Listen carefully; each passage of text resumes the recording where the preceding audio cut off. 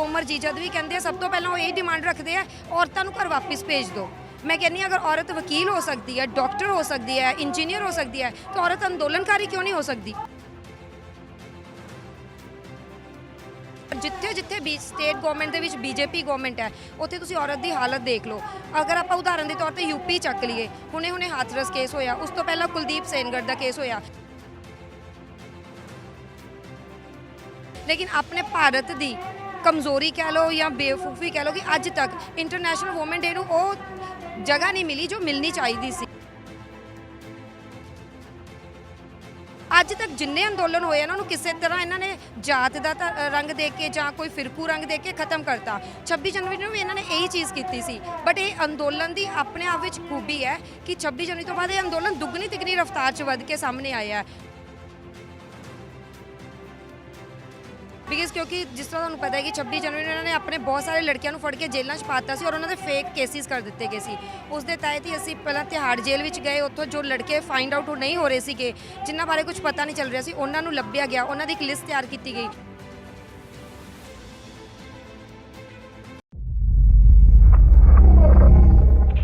सत श्री अकाल जी, तुसीं देख रहे हो जिंदाबाद चैनल ते मैं मनिंदरजीत सिद्धू।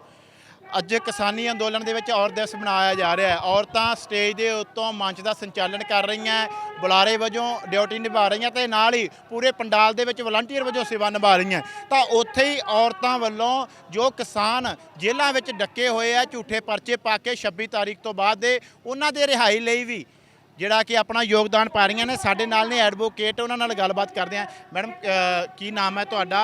ਕਦੋਂ ਤੋਂ ਤੁਸੀਂ ਜਿਹੜਾ ਨੌਜਵਾਨ ਜੇਲ੍ਹਾਂ ਦੇ ਵਿੱਚ ਡੱਕੇ ਹੋਏ, ਕਿਸਾਨ ਡੱਕੇ ਹੋਏ, ਉਹਨਾਂ ਨੂੰ ਛਡਾਉਣ ਲਈ ਉਪਰਾਲੇ ਕਰ ਰਹੇ ਹੋ? एडवोकेट रविंदर कौर, मोगा बार एसोसीएशन।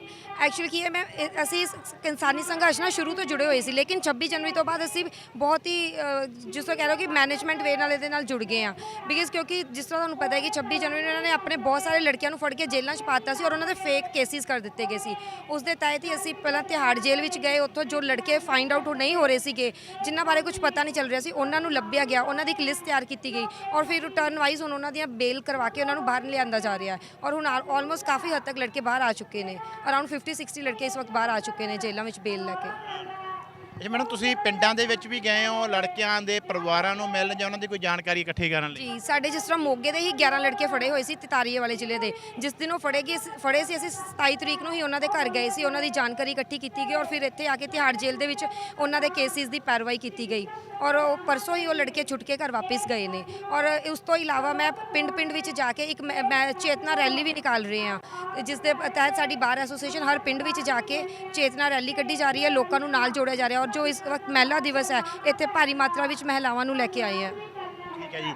ਅੱਛਾ, ਅੱਜ ਔਰਤ ਦਿਵਸ ਦੇ ਉੱਤੇ ਤੁਸੀਂ ਆਏ ਹੋ, ਤੁਸੀਂ ਵਕੀਲ ਹੋ, ਕਿਵੇਂ ਦਿਖ ਰਿਹਾ ਅੱਜ ਔਰਤਾਂ ਦਾ ਇਕੱਠ ਵੱਡੀ ਗਿਣਤੀ ਦੇ ਵਿੱਚ ਹੈ, ਇਹ ਤੋਂ ਕੀ ਸੰਭਾਵਨਾਵਾਂ ਕੀਤੀਆਂ ਜਾ ਸਕਦੀਆਂ? देखो जी, जिस तरह तुम जानते हो एक चीज़ आप कहने कि जो किसान है अन्नदाता है और जो औरत है उन्होंने अन्नपूर्णा का दर्जा दिता गया है भारत में। और अज इतिहास अपने आप में एक इतिहास सिरजा गया कि अन्नदाता और अन्नपूर्णा एको ही मंच पर आ चुके हैं। और जो कहते ना कि दो अन्नदाता और अन्नपूर्णा एक मंच पर आ जान तो जित वाकई पक्की होएगी और एक केंद्र की सरकार को चुकना ही पएगा।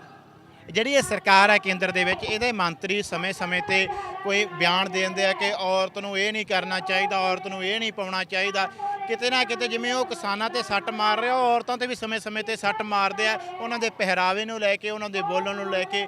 ਕੀ ਕਹਿਣਾ ਚਾਹੋਗੇ ਇਹਦੇ ਬਾਰੇ? ਬਿਲਕੁਲ ਜੀ, ਦੇਖੋ ਤੁਸੀਂ ਜਿਵੇਂ ਦੇਖ ਲਓ ਕਿ ਅਗਰ ਆਪਾਂ ਇਹ ਦੇਖਿਆ ਜਾਵੇ ਕਿ ਜਿਵੇਂ ਆਪਣੀ ਕੇਂਦਰ ਦੀ ਸਰਕਾਰ ਇਸ ਵਕਤ ਬੀਜੇਪੀ ਹੈ ਔਰ ਜਿੱਥੇ ਵੀ ਸਟੇਟ ਗਵਰਨਮੈਂਟ ਦੇ ਵਿੱਚ ਬੀਜੇਪੀ ਗਵਰਨਮੈਂਟ ਹੈ, ਉੱਥੇ ਤੁਸੀਂ ਔਰਤ ਦੀ ਹਾਲਤ ਦੇਖ ਲਓ। ਅਗਰ ਆਪਾਂ ਉਦਾਹਰਨ ਦੇ ਤੌਰ ਤੇ ਯੂਪੀ ਚੱਕ ਲਈਏ, ਹੁਣੇ ਹਾਥਰਸ ਕੇਸ ਹੋਇਆ, ਉਸ ਤੋਂ ਪਹਿਲਾਂ ਕੁਲਦੀਪ ਸੇਨਗੜ ਦਾ ਕੇਸ ਹੋਇਆ, ਇਹਦੇ ਵਿੱਚ ਜਿੰਨੇ ਵੀ ਕਲਪ੍ਰਿਟ ਹੈ ਸਾਰੇ ਬੀਜੇਪੀ ਦੇ ਨਾਲ ਰਿਲੇਟਿਡ ਨੇ। ਹੁਣ ਤੁਸੀਂ ਆਪਣੇ ਆਪ ਹੀ ਦੇਖ ਲਓ ਕਿ ਇਹ ਲੋਕ ਔਰਤ ਦੀ ਕਿੰਨੀ ਕੁ ਇੱਜ਼ਤ ਕਰਦੇ ਨੇ। ਫਿਰ ਉਸ ਤੋਂ ਬਾਅਦ ਅਗਰ ਇਹ ਟਾਈਮ ਟੂ ਟਾਈਮ ਇਹਨਾਂ ਦੇ ਮਿਨਿਸਟਰਸ ਇਹ ਸਟੇਟਮੈਂਟ ਦਿੰਦੇ ਆ ਕਿ ਅਗਰ ਕੋਈ ਲੜਕੀ ਦੇ ਨਾਲ ਕੁਝ ਗਲਤ ਹੁੰਦਾ ਤਾਂ ਉਹਦੇ ਵਾਸਤੇ ਲੜਕੀ ਹੀ ਜ਼ਿੰਮੇਦਾਰ ਹੈ। ਇਹ ਇਹਨਾਂ ਦੀ ਅਨਪੜ੍ਹਤਾ ਦਰਸਾਉਂਦੀ ਹੈ। ਹੁਣ ਤੁਸੀਂ ਇਹ ਚੀਜ਼ ਦੇਖ ਲਓ, ਇੰਟਰਨੈਸ਼ਨਲ ਵੂਮਨ ਡੇ ਆਪਾਂ ਸੈਲੀਬ੍ਰੇਟ ਕਰ ਰਹੇ ਹਾਂ। ਬਹੁਤ ਸਾਰੀਆਂ ਅਬਰੋਡ 'ਚ ਇਹੋ ਜਿਹੀਆਂ ਕੰਟਰੀਆਂ ਜਿੱਥੇ ਗਵਰਨਮੈਂਟ ਹੌਲੀਡੇ ਹੁੰਦਾ ਹੈ ਇੰਟਰਨੈਸ਼ਨਲ ਵੂਮਨ ਡੇ 'ਤੇ, ਲੇਕਿਨ ਆਪਣੇ ਭਾਰਤ ਦੀ कमजोरी कह लो या बेवकूफ़ी कह लो कि अज तक इंटरनेशनल वूमेन डे नूं वो जगह नहीं मिली जो मिलनी चाहिए सी। अज भी असीं सिर्फ अपने ही बेसिस से सैलीब्रेट कर रहे हैं, बट गवर्नमेंट के वालों इसके ऊपर कुछ भी नहीं डिक्लेयर किया जाता। ਅਸੀਂ ਆਮ ਹੀ ਦੇਖਦੇ ਹਾਂ ਕਿ ਔਰਤ ਦੇ ਜਦੋਂ ਕਿਤੇ ਸਨਮਾਨ ਦੇ ਵਿੱਚ ਮੰਤਰੀਆਂ ਵੱਲੋਂ ਸਰਕਾਰਾਂ ਵੱਲੋਂ ਕਸੀਦੇ ਤਾਂ ਜ਼ਰੂਰ ਪੜ੍ਹੇ ਜਾਂਦੇ ਆ ਔਰਤ ਇਹ ਹੈ, ਪਰ ਜਿਹੜਾ ਔਰਤ ਨੂੰ ਬਣਦਾ ਮਾਣ ਸਤਿਕਾਰ ਹੁੰਦਾ, ਜਿੱਥੇ ਦਿੱਤਾ ਜਾਣਾ ਚਾਹੀਦਾ ਹੁੰਦਾ, ਉਹ ਨਹੀਂ ਦਿੱਤਾ ਜਾਂਦਾ। ਉਹਦੇ ਬਾਰੇ ਕਹੋ। ਬਿਲਕੁਲ ਐਕਚੁਅਲੀ ਕੀ ਹੈ, ਜੋ ਇਹਨਾਂ ਨੇ ਰਿਜ਼ਰਵੇਸ਼ਨ ਤਾਂ ਦੇਤੀ ਇੰਡੀਆ ਦੇ ਵਿੱਚ ਔਰਤ ਨੂੰ 33% ਦੀ, ਜੋ ਰਿਜ਼ਰਵੇਸ਼ਨ ਹੈ ਸਿਰਫ ਥਿਓਰੈਟੀਕਲੀ ਬਣ ਕੇ ਰਹਿ ਗਈ ਹੈ, ਆਰਡੀਨੈਂਸ ਦੇ ਵਿੱਚ ਹੀ ਰਹਿ ਗਈ ਹੈ, ਪ੍ਰੈਕਟੀਕਲੀ ਉਹਦੇ ਤੇ ਕੁਝ ਨਹੀਂ ਇਹ ਕਰ ਰਹੇ। ਜਦੋਂ ਔਰਤ ਦੀ ਕੁਝ ਵਾਰੀ ਆਉਂਦੀ ਹੈ, ਹੁਣ ਤੁਸੀਂ ਅੰਦੋਲਨ ਨੂੰ ਹੀ ਲੈ ਲਓ, ਜਦੋਂ ਵੀ ਇਹਨਾਂ ਦੇ ਮੰਤਰੀ ਤੋਮਰ ਜੀ ਜਦ ਵੀ ਕਹਿੰਦੇ ਆ, ਸਭ ਤੋਂ ਪਹਿਲਾਂ ਉਹ ਇਹ ਡਿਮਾਂਡ ਰੱਖਦੇ ਆ ਔਰਤਾਂ ਨੂੰ ਘਰ ਵਾਪਸ ਭੇਜ ਦਿਓ। ਮੈਂ ਕਹਿੰਦੀ ਹਾਂ, ਅਗਰ ਔਰਤ ਵਕੀਲ ਹੋ ਸਕਦੀ ਹੈ, ਡਾਕਟਰ ਹੋ ਸਕਦੀ ਹੈ, ਇੰਜੀਨੀਅਰ ਹੋ ਸਕਦੀ ਹੈ, ਤਾਂ ਔਰਤ ਅੰਦੋਲਨਕਾਰੀ ਕਿਉਂ ਨਹੀਂ ਹੋ ਸਕਦੀ? ਕਿਉਂ ਔਰਤ ਅੱਜ ਆਪਣਾ ਹੱਕ ਮੰਗ ਰਹੀ ਹੈ ਬਾਰਡਰ ਤੇ ਬੈਠ ਕੇ? ਅਗਰ ਔਰਤ ਦਾ ਹੱਕ ਮੰਗਣਾ ਇਹਨਾਂ ਨੂੰ ਇੰਨਾ ਹੀ ਚੁੱਭ ਰਿਹਾ, ਕੀ ਡਰ ਹੈ ਇਹਨਾਂ ਨੂੰ ਔਰਤ ਤੋਂ ਕਿ ਅਗਰ ਔਰਤ ਹੱਕ ਮੰਗ ਰਹੀ ਹੈ ਤੇ ਇਹ ਕਹਿ ਰਿਹਾ ਕਿ ਔਰਤਾਂ ਨੂੰ ਵਾਪਸ ਘਰ ਭੇਜ ਦਿਓ। ਇਹ ਤਾਂ ਸਰਕਾਰ ਦੀ ਛੋਟੀ ਮਾਨਸਿਕਤਾ ਹੀ ਦਰਸਾ ਰਹੇ ਨੇ ਸਿੱਧਾ ਸਿੱਧਾ। ਅੱਜ 100 ਦਿਨ ਤੋਂ ਉੱਪਰ ਦਾ ਸਮਾਂ ਹੋ ਗਿਆ ਇੱਥੇ ਡਟਿਆਂ ਨੂੰ। ਪਹਿਲਾਂ ਪੰਜਾਬ 'ਚ ਡਟੇ ਰਹੇ ਆ, ਸਰਕਾਰ ਹਾਲੇ ਤੱਕ ਪਹਿਲਾਂ ਗੱਲਬਾਤ ਕਰਦੀ ਰਹੀ, ਹੁਣ ਗੱਲਬਾਤ ਵੀ ਬੰਦ ਕਰ ਦਿੱਤੀ।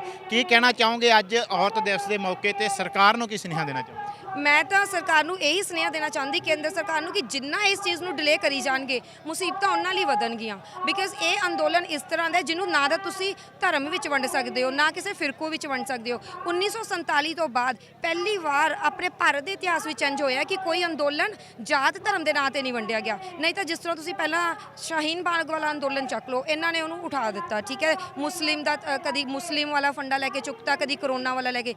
ਅੱਜ ਤੱਕ ਜਿੰਨੇ ਅੰਦੋਲਨ ਹੋਏ ਇਹਨਾਂ ਨੂੰ ਕਿਸੇ ਤਰ੍ਹਾਂ ਇਹਨਾਂ ਨੇ ਜਾਤ ਦਾ ਰੰਗ ਦੇ ਕੇ ਜਾਂ ਕੋਈ ਫਿਰਕੂ ਰੰਗ ਦੇ ਕੇ ਖਤਮ ਕਰਤਾ। 26 ਜਨਵਰੀ ਨੂੰ ਵੀ ਇਹਨਾਂ ਨੇ ਇਹੀ ਚੀਜ਼ ਕੀਤੀ ਸੀ। ਬਟ ਇਹ ਅੰਦੋਲਨ ਦੀ ਆਪਣੇ ਆਪ ਵਿੱਚ ਖੂਬੀ ਹੈ ਕਿ 26 ਜਨਵਰੀ ਤੋਂ ਬਾਅਦ ਇਹ ਅੰਦੋਲਨ ਦੁੱਗਣੀ ਤਿੱਗਣੀ ਰਫ਼ਤਾਰ 'ਚ ਵੱਧ ਕੇ ਸਾਹਮਣੇ ਆਇਆ ਹੈ। ਔਰ ਮੇਰੇ ਦਾ ਇਹੀ ਕਹਿਣਾ ਹੈ ਕਿ ਜਿੰਨਾ ਹੀ ਡਿਲੇ ਕਰੀ ਜਾਣਗੇ ਲੋਕਾਂ ਦਾ ਆਕਰੋਸ਼ ਵਧੀ ਜਾਣਾ ਹੈ ਔਰ ਇਹਦਾ ਖਮਿਆਜ਼ਾ ਕੇਂਦਰ ਸਰਕਾਰ ਨੂੰ ਹੀ ਭੁਗਤਣਾ ਪੈਣਾ ਹੈ। ਬਹੁਤ ਬਹੁਤ ਧੰਨਵਾਦ ਮੈਮ। ਇਹ ਸਨ ਸਾਡੇ ਨਾਲ ਵਕੀਲ ਸਾਹਿਬਾ ਜੋ ਕਿ ਭਾਰਤੀ ਕਿਸਾਨ ਯੂਨੀਅਨ ਏਕਤਾ ਉਰਾਹਾਂ ਦੇ ਲੀਗਲ ਸੈੱਲ ਨਾਲ ਜੁੜੇ ਹੋਏ ਆ। ਉਹਨਾਂ ਕਿਹਾ ਕਿ ਜਿਹੜਾ ਨੌਜਵਾਨ ਜੇਲ੍ਹਾਂ ਜਿਹੜੇ ਕਿਸਾਨ ਜੇਲ੍ਹਾਂ ਵਿੱਚ ਡੱਕੇ ਹੋਏ ਆ, ਉਹਨਾਂ ਲਈ ਉਹਨਾਂ ਦੀ ਟੀਮ ਵੀ ਕੰਮ ਕਰ ਰਹੀ ਹੈ। ਨਾਲ ਹੀ ਉਹਨਾਂ ਔਰਤ ਦਿਵਸ ਤੇ ਕਿਹਾ ਕਿ ਜਿਹੜੀਆਂ ਔਰਤਾਂ ਜੋ ਪਹਿਲਾਂ ਇਹਨਾਂ ਨੂੰ ਜਿਹੜਾ ਅਧਿਕਾਰਾਂ ਤੋਂ ਵਾਂਝਾ ਰੱਖਿਆ ਜਾਂਦਾ ਸੀ, ਪਰ ਔਰਤਾਂ ਉਹ ਜੇ ਡਾਕਟਰ ਬਣ ਸਕਦੀਆਂ, ਵਕੀਲ ਬਣ ਸਕਦੀਆਂ, ਤਾਂ ਉਹ ਅੰਦੋਲਨਕਾਰੀ ਵੀ ਬਣ ਸਕਦੀਆਂ, ਅੰਦੋਲਨ ਵੀ ਕਰ ਸਕਦੀਆਂ, ਉਹ ਧਰਨੇ ਵੀ ਦੇ ਸਕਦੀਆਂ। ਤਾਂ ਉਹਨਾਂ ਕਿਹਾ ਕਿ ਅੱਜ ਇਹ ਜਿਹੜੀ ਸ਼ਕਤੀ ਪ੍ਰਦਰਸ਼ਨ ਕੀਤਾ ਜਾ ਰਿਹਾ, ਇਸ ਤੋਂ ਸਰਕਾਰ ਨੂੰ ਅੰਦਾਜ਼ਾ ਲਾ ਜਾਣਾ ਚਾਹੀਦਾ ਹੈ ਕਿ ਜਿਹੜੀ ਔਰਤ ਆ ਹੁਣ ਉਹ ਪੂਰੀ ਤਰ੍ਹਾਂ ਦੇ ਨਾਲ ਆਤਮ ਨਿਰਭਰ ਹੈ। ਤੇ ਨਾਲ ਹੀ ਉਹਨਾਂ ਕਿਹਾ ਕਿ ਕੇਂਦਰ ਸਰਕਾਰ ਨੂੰ ਬਿੱਲ ਵਾਪਸ ਲੈ ਕੇ ਜਿਹੜੇ ਕਿਸਾਨ ਹੈ ਉਹਨਾਂ ਦੇ ਜਿਹੜੇ ਰਾਹਤ ਦੇਣੀ ਚਾਹੀਦੀ ਹੈ। ਜਿਹੜੇ ਤਿੰਨੋਂ ਕਾਨੂੰਨ ਆ ਉਹਨਾਂ ਨੂੰ ਤੁਰੰਤ ਰੱਦ ਕਰਨਾ ਚਾਹੀਦਾ ਹੈ। ਕੈਮਰਾ ਪਰਸਨ ਲੈਮਨਦੀਪ ਦੇ ਨਾਲ ਮਨਿੰਦਰਜੀਤ ਸਿੱਧੂ, ਜ਼ਿੰਦਾਬਾਦ ਚੈਨਲ, ਟਿਕਰੀ ਬਾਰਡਰ।